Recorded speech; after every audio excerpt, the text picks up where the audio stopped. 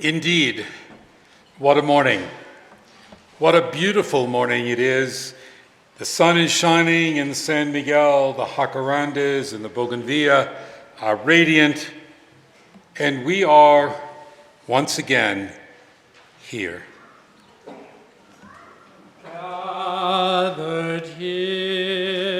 Gathered here in this special place of worship and community on this sacred ground home to indigenous people who live their lives in harmony with nature and with respect for the land. So many have lived here, died here, shared here, experienced joys and sadnesses here. This place is consecrated by all that has taken place here, and we, temporary guests, hold this place sacred. This room, this land, this city of San Miguel, this country of Mexico. Where we gather shapes us and grounds us.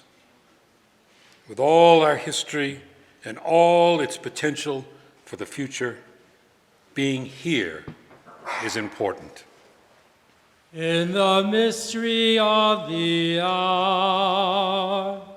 This time, this hour or two on Sunday morning is especially important. In this hour, we feel the deep connection to others in our community and to what is sacred. We acknowledge that there is mystery in our lives, that we do not have all the answers. We come together in the questions of life and support each other as we explore them. Gathered here in one strong body. In our coming together, there is strength. As a community, we are a strong body. Together we can do so many things for each other, for the greater community, and even for the world. Gathered here in the struggle and the power. At times, we face challenges, personal struggles, challenges within our community. But the love in this community is strong, and it will always help us to meet those challenges. Spirit, draw near. Again this morning, we call on the Spirit to draw near, the inner light of conscience, the Spirit of life, of love, of justice, that inspires us to right living, right action, right relationship, the God that dwells in us and among us and beyond us. Having reflected on these words, let us bring together the phrases of the chant into one song. The words in English and then in Spanish will appear on the screens. The music is found at number 389 in the gray hymnal. Nancy and Malcolm will sing it through once, then we'll all sing it together once, and after that we'll sing it twice as a round. If you're on this side of the room, follow Nancy as to when to come in. On the other side, follow Malcolm. And if you're on Zoom, please join us too. Then we will let the English fade out, and all together we'll sing it through in Spanish. Gathered here in the mystery of the hour. Gathered here in one strong body. Gathered here in the struggle and the power. Spirit, draw near. All together. Gathered here in the mystery of the hour. Gathered here in one strong body. Gathered here in the struggle and the power. Spirit, draw near. Gathered here in the mystery of the hour. Gathered here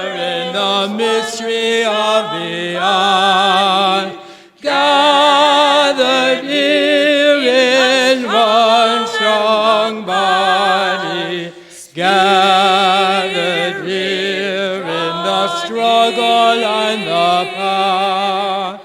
Spirit, draw near. Gathered here in the mystery of the eye. Gathered here in one strong body. Gathered here in the struggle and the pact. Spirit, draw near. En español. Unidos en el misterio de la hora, unidos ya en un gran cuerpo, unidos ya en la lucha triunfadora, Espíritu ven.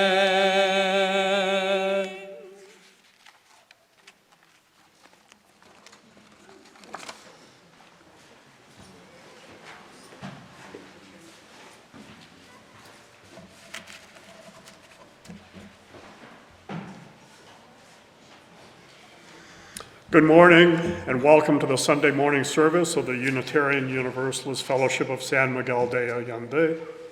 San Miguel de Allende is located on the land of the Guarani people of the Chichimeca Confederation, while the surrounding municipality is mostly territory of the Otomi and Nahua. Migrants from Canada and the US are grateful to make our home in a community resulting from the mixed cultural influences of the indigenous peoples, the Spanish, and later the Criollos. Welcome all of you joining us today, wherever you are, whatever your religious background or lack of one, and whoever you love. You can bring your whole selves here.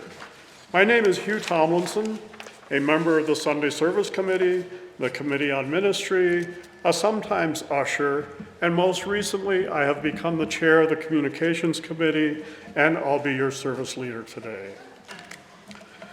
If we have any visitors here today, would you please stand so that we can see who you are and personally greet you after the service?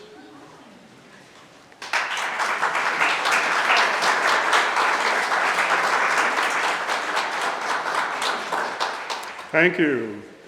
Our flowers are brought by volunteers, and right now we need volunteers. Please consider offering to bring flowers once a month or so. Contact Chris Chase if you would like to do this, and know that they are given to someone chosen by the care team after the service.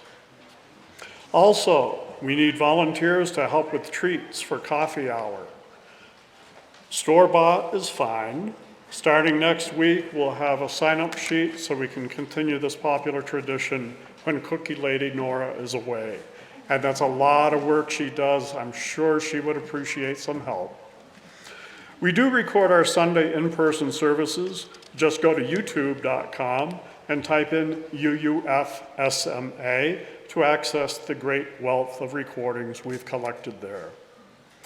Please check the order of service or our website, UUFSMA.org, to see the various events sponsored by the fellowship and information on how to become a member.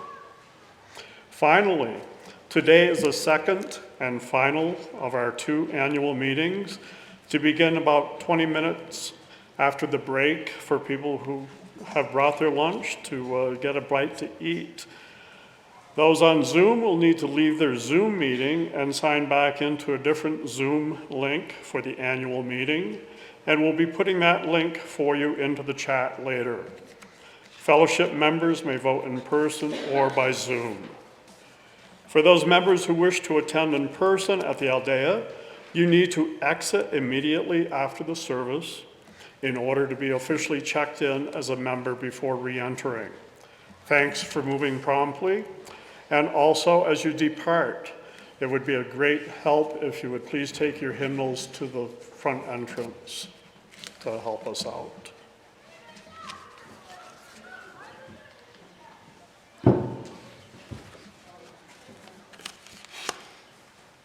I'm the Reverend Tom Rossiello, minister of this fellowship, and it's my joy to again welcome the Reverend Nancy Palmer-Jones as our guest minister today. Welcome. Many of us have had a wonderful week with Nancy, exploring the ideas she raised in her wonderful new book, Mistakes and Miracles, Congregations on the Road to Multiculturalism. Yes, there we go. Okay. And together learning from her experience, wisdom, and insight. You know, Nancy's had a wonderful career as a minister in our tradition. We started together at Harvard Divinity School about 25 or so years ago. She served for the last 7 years as the senior minister at the First Unitarian Church of San Jose. And then she jumped from parish ministry into full-time community organizing, as she's now the director of faith leadership formation with the Santa Clara County PACT, which stands for People Acting in Community Together. She is co-author of the book that I just mentioned to you and has edited other books as well. That book is something we as a congregation will be engaged in, so if you haven't got a copy yet, I encourage you to do too. Prior to going into ministry, she was a professional actor and a freelance book editor. So many of you commented on how much you appreciated her sermon last week. I know we're all looking forward to another wonderful worship experience. No pressure. Once again, we mark this as our sacred time by lighting a single flame.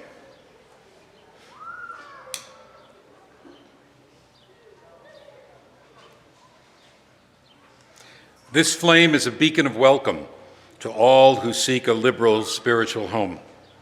This flame burns intently with the warmth of love, the fire of justice, and the light of truth. Today, we look into the flame not to find answers, but to embrace the mystery, the wonder of this world, and to be reminded of the values that guide us on our journey.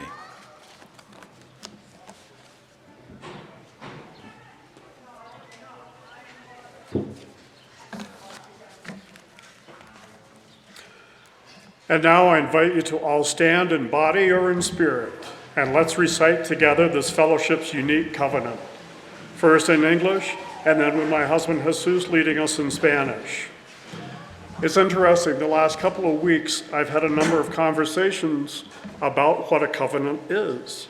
This morning, I asked that when we recite this covenant, that we do so from our hearts, and not just read it as words that we read every week. We respect the interdependent web of life and work for a just and peaceful world. We encourage the search for truth and meaning, strive for compassion in our relationships, and seek values that will benefit our lives and the lives of others. This is our covenant. Respetamos todos los estilos de vida dentro de su red interdependiente y trabajamos por un mundo justo y pacífico. Alentamos la búsqueda de la verdad y la comprensión total. Nos esforzamos por mantener compasión en nuestras relaciones y buscamos valores que beneficien nuestras vidas y las vidas de los demás. Este es nuestro convenio. Please be seated.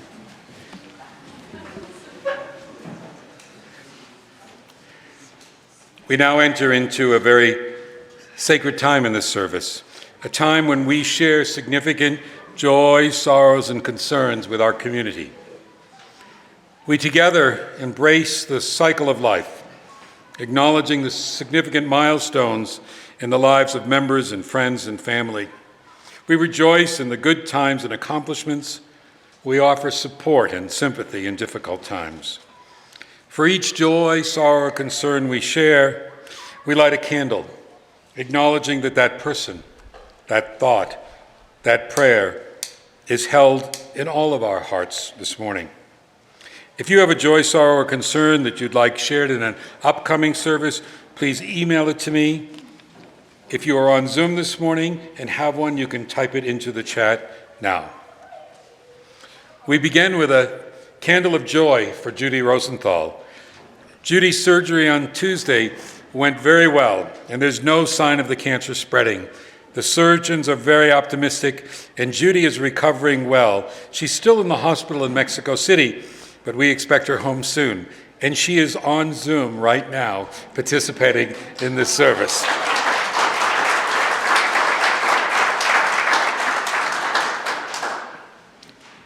And we light a candle for Stan Allen.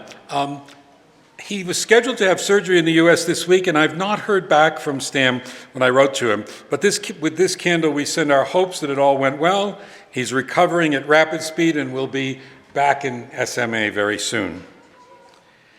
We light our third candle for Doug Zachary, the partner of Mary Murrell. He will have bypass surgery at the Heart Institute in Querétaro on Wednesday, and we send him our best thoughts and prayers for a successful operation and a complete recovery. And we light our next candle for Jerry Rosing. Jerry is the person who's been providing these beautiful flowers. Jerry will be driving up to Texas this week to Fort Worth to visit the congregation that he helped found 30 years ago and to meet its new minister. So we wish him safe drive. We certainly have concerns that go beyond our immediate community. And to that end, we light up the blue and yellow candle again for all those who lost their lives, or the lives of their loved ones were lost, who were displaced, whose homes were destroyed, or who in so many other ways have suffered as a consequence of the unjust and unprovoked war in Ukraine. And our final candle this morning, once again, are for all the joys, sorrows, and concerns held deep in our hearts, but which remain unspoken this morning.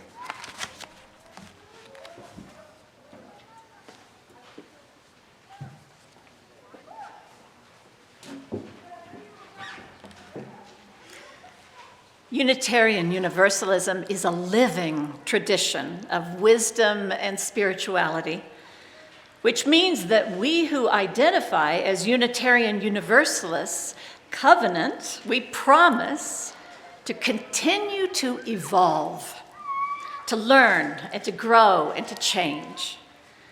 In this religion, there are as many ways for us to learn and grow and change as there are people in this faith, times at least 10.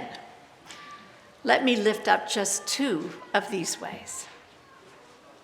With intention, we learn and grow and are changed by an ever-widening circle of relationships, of depth, respect, compassion, and love. The kinds of relationships that I have experienced here with you during these past 10 days. With intention, we learn and grow and change by mining the infinite sources of this living tradition. Now, my favorite among these sources is our direct experience of that transcending mystery and wonder affirmed in all cultures, which moves us to a renewal of spirit and an openness to the forces which create and uphold life. That's the long version. In other words, we learn and grow and are changed by direct experiences of awe and wonder.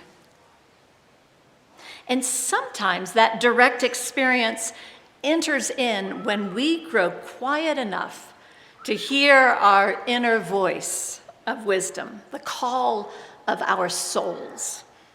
Whatever we call it, our own deep intuition, some experience of the holy, some combination of these 2 and even more, this source is available to all of us.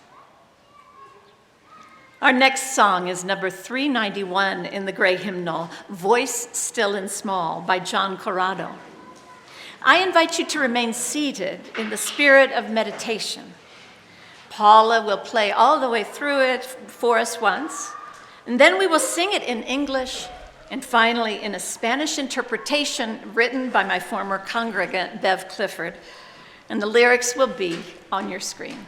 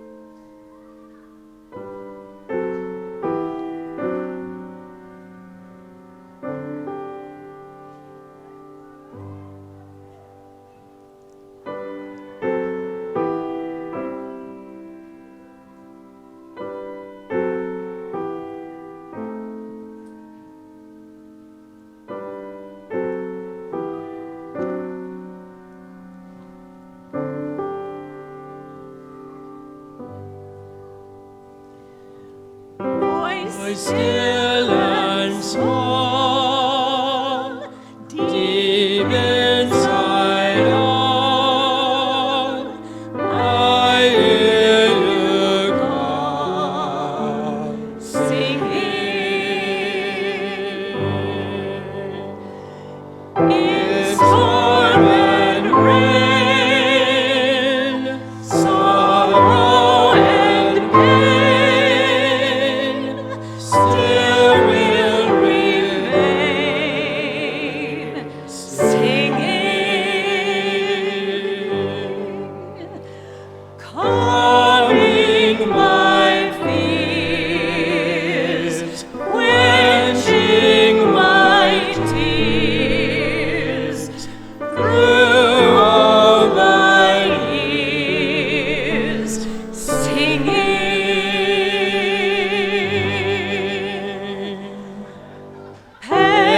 Pequeña voz, llena de voz, canción de Dios, canta. En mi dolor, llanto y terror, siento tu amor, cantas.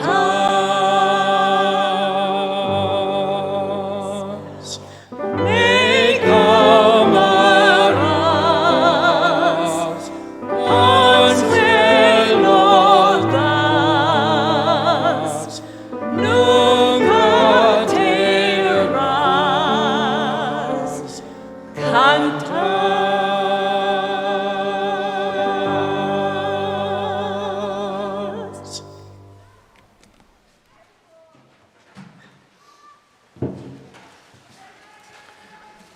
These words are from the Sufi Muslim poet Rumi. The breeze at dawn has secrets to tell you. Don't go back to sleep. You must ask for what you really want. Don't go back to sleep. People are going back and forth across the doorsill with a two worlds touch. The door is round and open. Don't go back to sleep.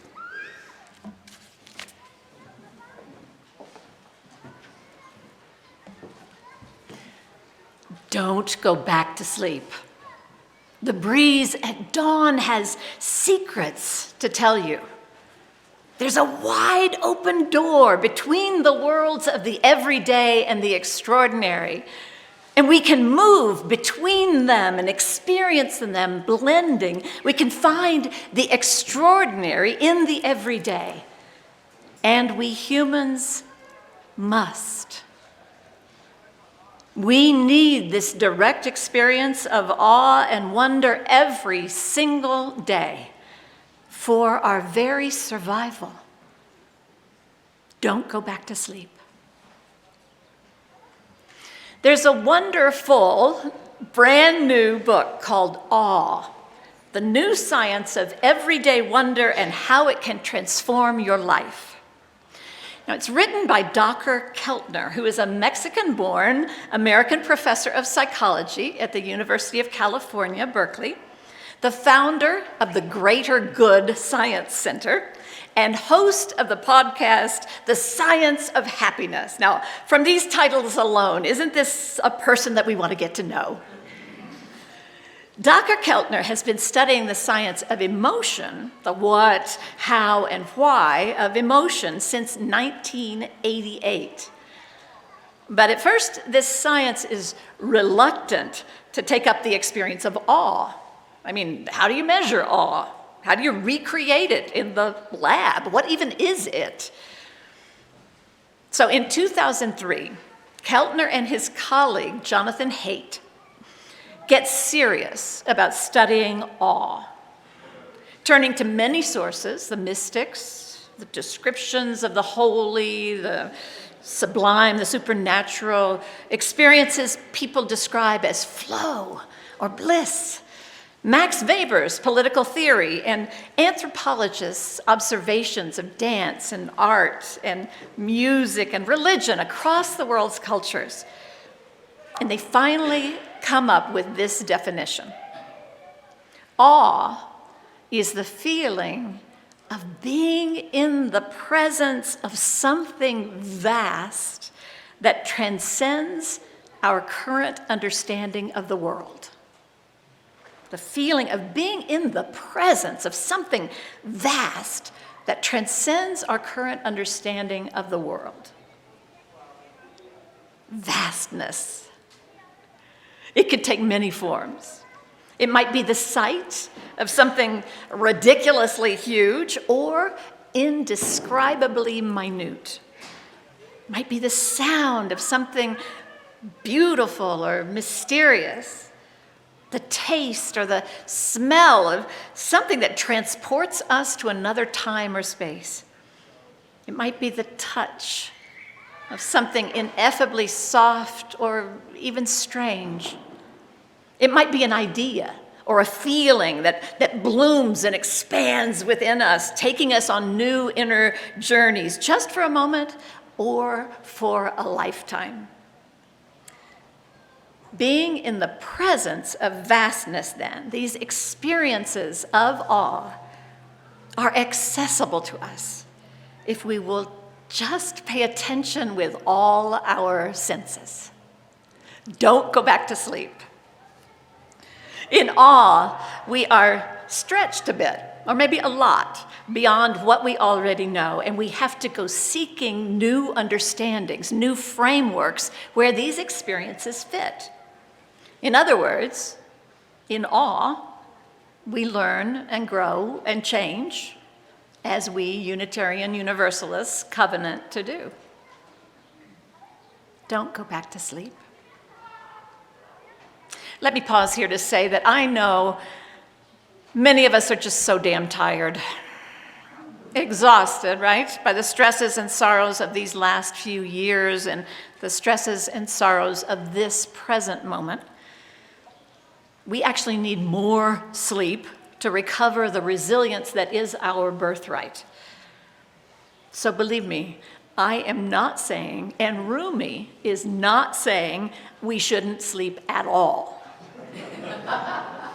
No. The invitation is, when we are awake, let's really be awake. Now, why do we need awe? For our very survival. Dr. Keltner explains that in awe, quote, our individual self gives way to the boundary-dissolving sense of being part of something much larger. Our egos turn into mist and float away. We feel a sense of union with others, maybe even with everything around us. When the first humans experience awe, they come together. And joining forces makes it possible for them to survive the dangers and the unknowns of our earliest evolution. So that's the historical reason that awe helps us to survive. And then music, art, dance, and mystical experiences emerge, and our ancestors sense themselves as part of larger patterns, Keltner says, patterns of community, of nature, of ideas and cultural forms. These patterns not only help us to survive, literally, but they also grant us a sense of abundance that makes life worth living. So we are wired, we human beings, we are wired for awe and wonder. It's in our DNA.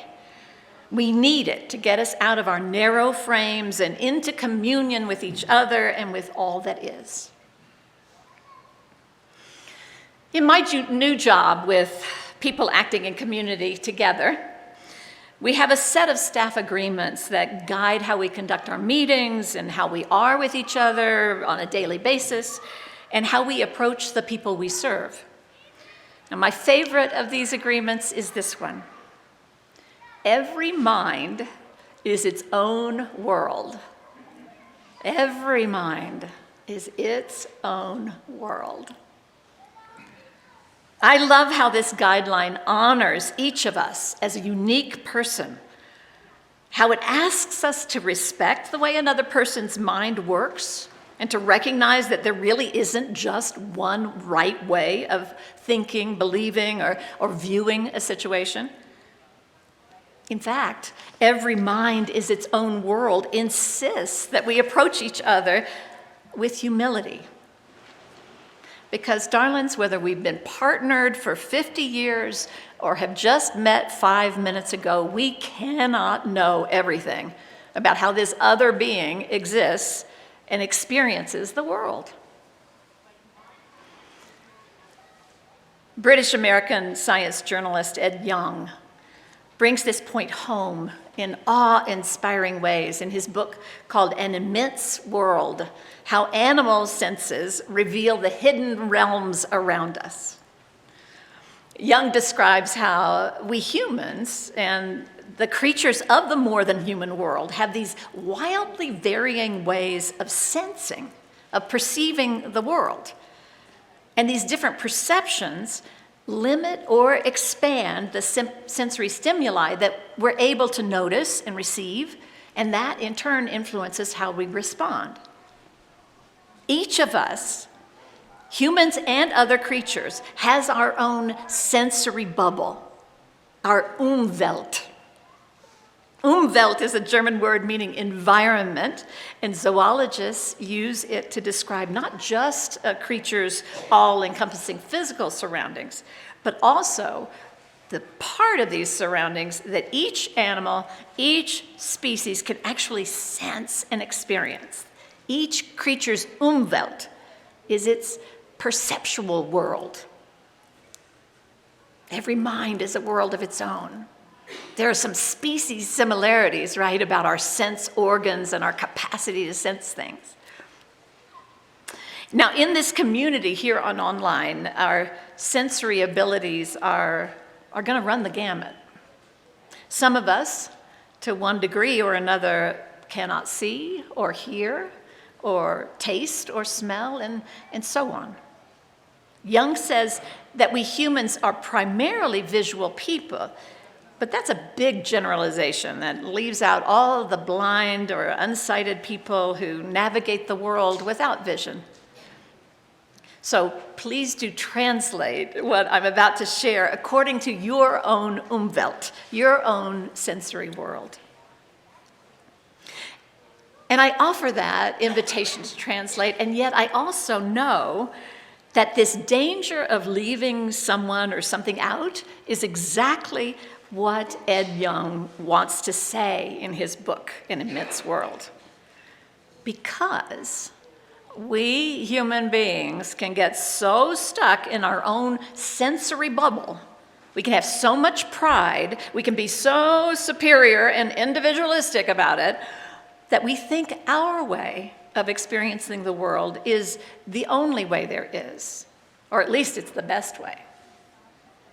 We now know scientifically that this just isn't so. It's not the only way. And in exploring these differences, we dive right into awe. For example, most of us know that dogs have a highly developed sense of smell. Their noses and brains are built differently than ours so that they can receive and retain many more scents and much more information than we can with an average human sense of smell. What's awesome is not just that dogs have this ability to sniff things out. What's amazing is how this ability impacts dogs' inner life, which scientists have begun to map out, or at least guess at. See, smells don't travel in a straight line the way light does.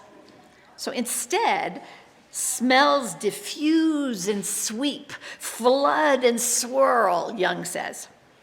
And Jung's scientist friend, Alexandra Horowitz, says that when she tries to imagine what her dog Finn is experiencing, she has to soften the edges of her sight. Light travels in these straight lines. Sight can be sharp when it's well developed. But to imagine what life is like for Finn, she has to soften the edges of her sight and imagine, she says, a shimmering environment where nothing has a hard boundary. There are focal areas, but everything is seeping together. This lingering, floating quality of smells gives Finn the ability not just to sense what's around him in the here and now, but also to read the past, the identities, the health, and the recent meals of who or whatever has just been there. But also to guess the future, too, because he's picking up smells long before who or whatever comes into sight. So dogs are living in these overlapping, blending temporal frameworks, past, present, future, all mingled together in smell. How rich their life must be if we humans will let dogs be dogs and employ their sense of smell. In fact, studies show that dogs who go to sniffing camp, yep, there's such a thing as sniffing camp, they end up better adjusted, calmer, and more optimistic than their sniff-inhibited kin. Well, really, isn't that awesome?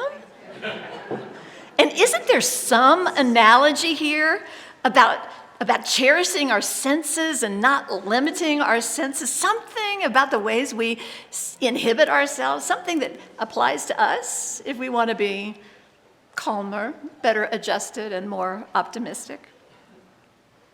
Don't go back to sleep. Such awe awaits us, stretching us, changing us, teaching us humility, giving us joy, inspiring us to work for this beautiful, hurting, increasingly damaged world, and to work for it out of love, not just out of fear. As Malcolm and I collaborate on this service, we long to bring an experience of awe into this sanctuary, something we all can share, which might join us together. Now, we know that this is a risk because every mind is a world of its own, and what is awesome for us may not be for you. Still, story and music are so powerful we decide to try as an experiment for all of us in opening, stretching, learning, growing. We choose La Cathédrale Engloutie, the Sunken Cathedral by Claude Debussy, which is based on an old myth. Legend has it that a grand cathedral is submerged off the coast of the island of Is, near Brittany, France. When, and only when, the water is clear enough, when our senses are truly awake, the cathedral rises up and its music can be heard for miles. This, my darlings, we are so lucky because this is one of those days. As the music begins, we first sense the vastness of the ocean.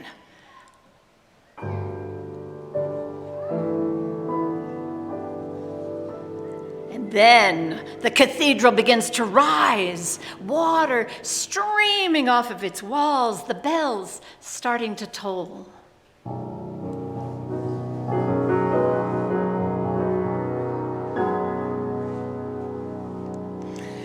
Now, with the church fully emerged, the organ surges forth in a chant-like melody.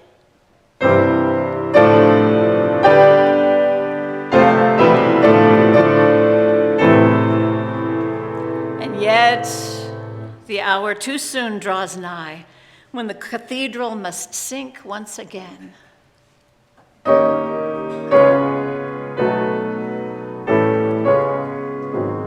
Down it goes, the chant fading away until once more there is only the water and the hint of the far-off bells.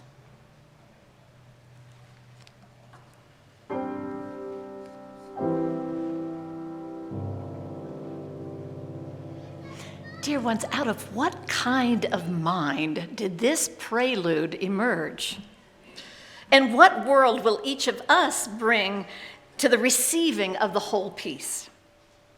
As he plays, Malcolm will surely be living in one Umwelt, one sensory world of his own, and I in another, and each of you in your own. And all of us still will be together, drawn out of our sensory bubbles into something shared, into the presence of something vast that transcends our current understanding of the world. Enough talk now. Let us open our senses.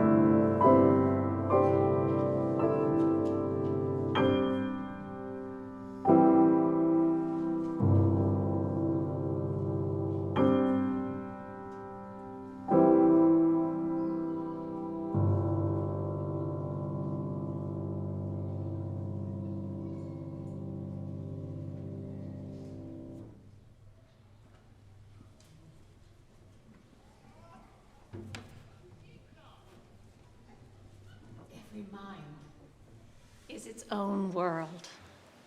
Thank you, Malcolm.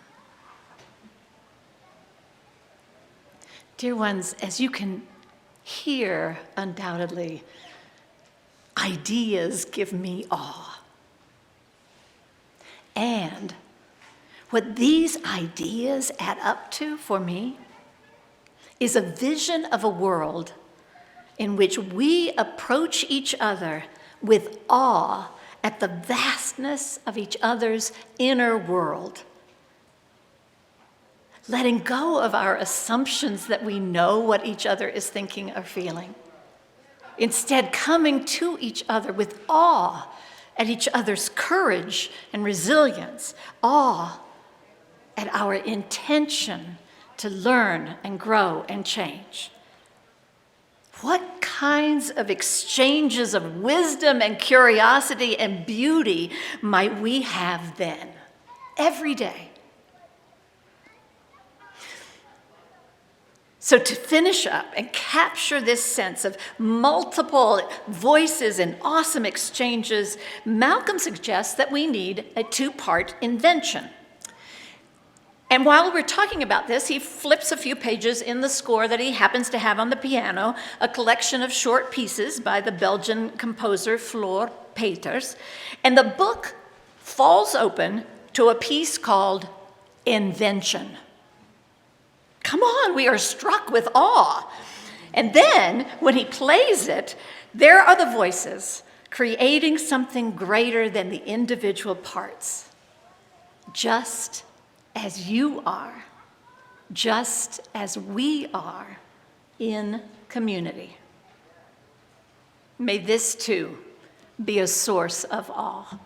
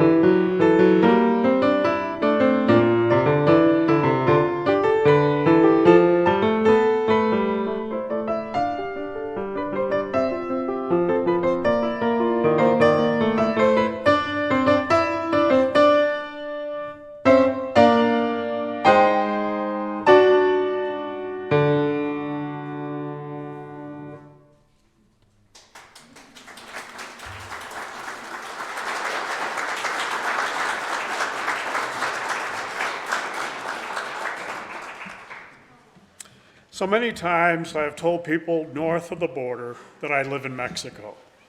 Of course, many of them tell me they've been to Mexico.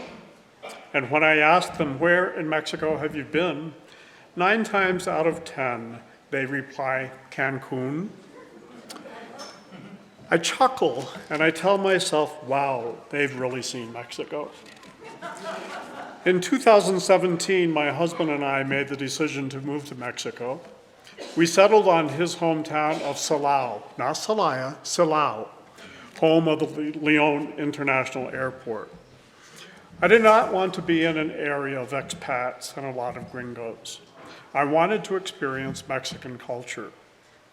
After 4 years of being one of very few white English-speaking people there, we found UUFSMA online and on Zoom. We had visited San Miguel many times and decided that maybe it was time to move closer to like-minded people. And you know what? You expats aren't all that bad to be around. I love you. If you look around yourselves today, you would think we are an isolated American-Canadian community. But the expat community of San Miguel is roughly 6% of the greater population. And I find it interesting that almost 50% of the population of the best city in the world is in moderate or extreme poverty. We fortunate ones who spend time in San Miguel can sometimes forget that we are surrounded here by serious poverty. This fellowship invests much time and money to make a difference right here. We support scholarships for promising students, food programs, children's health services, safe places for mothers and their children escaping violence at home. Plus, we support deported Mexican nationals returning here and migrants desperately traveling north from Central America.